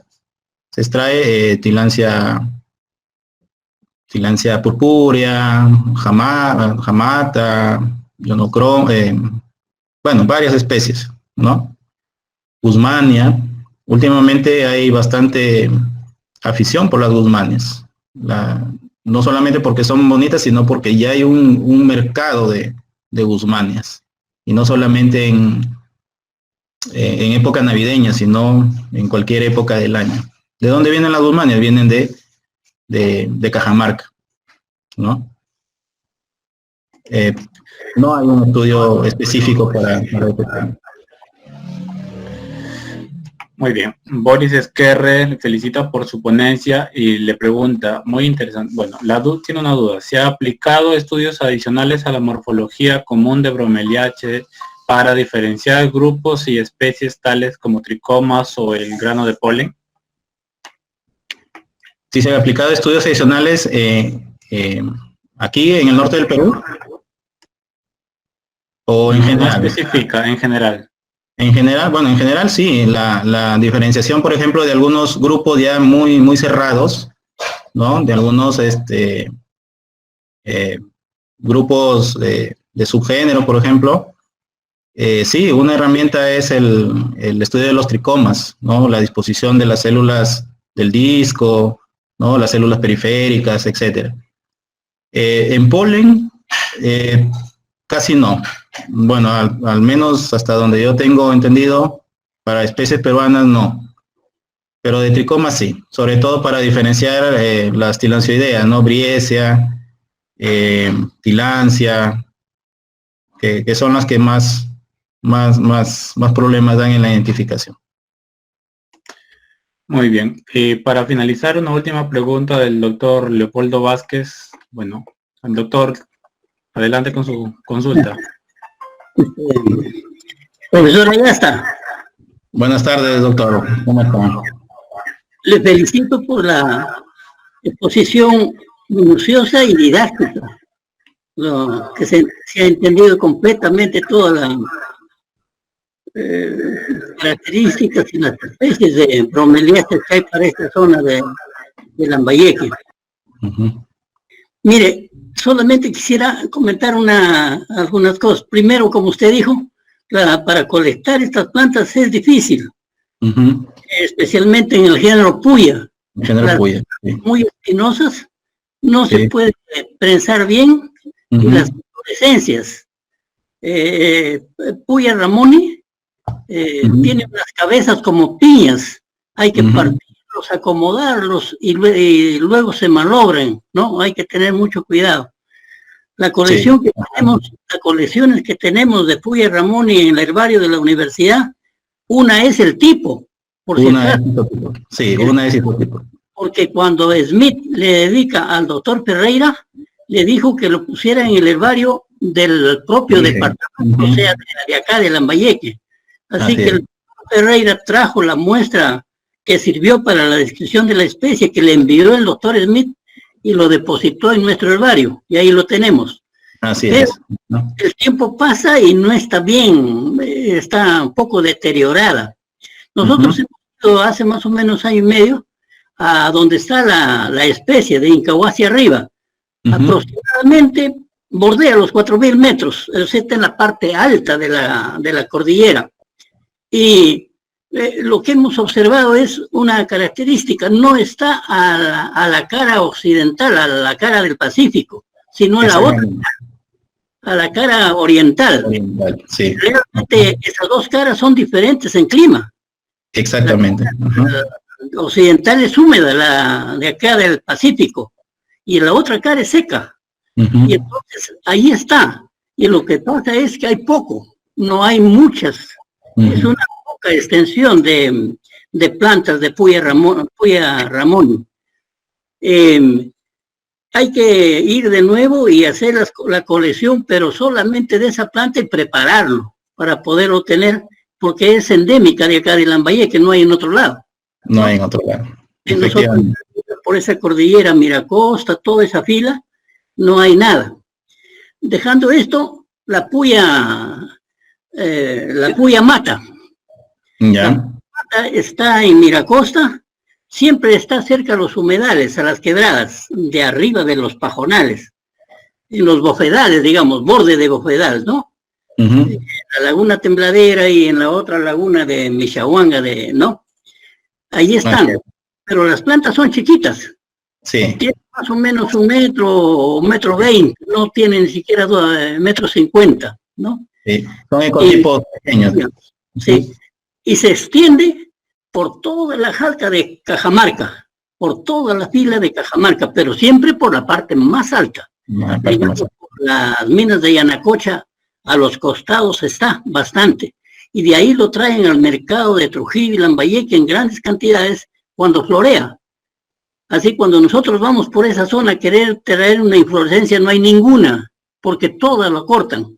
Exactamente. Y es un peligro tremendo porque no lo dejan que se reproduzca, ¿no? Sí. Todos esos humedales, esos bofedales, están con las plantas cortadas. Y esas plantas, una vez que dan la inflorescencia, se secan abajo. No siguen viviendo. Bueno, en Cajamarca hay otra que se mezcla, que se confunde y lo venden como lo es la puya faustosa, ¿no? Es más alta, alcanza unos 2 metros de altura, ¿no? Sí. Y además más delgada la cabezuela. Pero para el mercado, como usted dijo, es la misma. ¿Qué es lo que tiene los remedieros? ¿Qué es lo que aprecian? Le dicen la hierba del carnero, porque realmente la parte de la inflorescencia superior tiene lana, igualito que la lana de oveja, ¿no?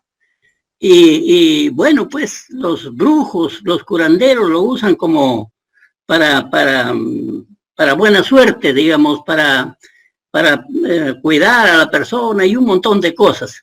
Y también lo usan para azonzar. Bueno, entiendan el término, así está, lo mencionan, dice, hay que azonzar a alguien que está muy vivo, ¿no? Entonces le dan la hierba del carnero y lo vuelven carnerito. Entonces han estudiado en farmacia, han hecho una tesis y han determinado un alcaloide, la escopolamina. Entonces, similar a estas alcaloides que hay en las solanáceas, ¿no? Y realmente si es tóxica y es alcaloide, realmente afecta el sistema nervioso, ¿no? Y es muy vendida, y lo están prácticamente terminando. Felizmente de Incahuasi la gente no conoce, y ahí están las plantas, no lo están quebrando, no lo están usando. Por el resto, bueno, una charla maravillosa. Nos hemos dado la vuelta por Monteseco, donde hay briesia en cantidad muy bonitas. Ahí está todas estas zonas, y pienso también de repente agregar algo. La mayor cantidad de bromeliáceas no está para el centro ni el sur del Perú, están para el norte. Para el norte del Perú. Grandes cantidades de bromeliáceas. Todo el bosque seco son una cantidad inmensa de epifitas. Y por los valles interandinos también camina. Esta puya rauji, que es enorme, hojas de más de 1 metro, inflorescencia de 2 metros, se va por el valle de Leimebamba, por esos acantilados, secos. Por acá por el río La Leche. Todas son plantas que solamente crecen en los acantilados perpendiculares, o sea que nadie lo puede tocar, ¿no? Muy bonita. Y se sigue viendo por allá, por Bagua, por el Pongo de Rentema, también está lleno esos costados. Así que yo le felicito. Y primero he escuchado dictar una conferencia de este tipo y es magistral. Gracias. Muchas gracias, doctor Leopoldo. Muchas gracias. Bueno, agradecer la participación del doctor Leopoldo, agradecer la participación del profesor José Ayasta por esta hermosa ponencia, y al mismo tiempo esperamos en una próxima oportunidad contar nuevamente con su participación. Muchas gracias. Muchas gracias.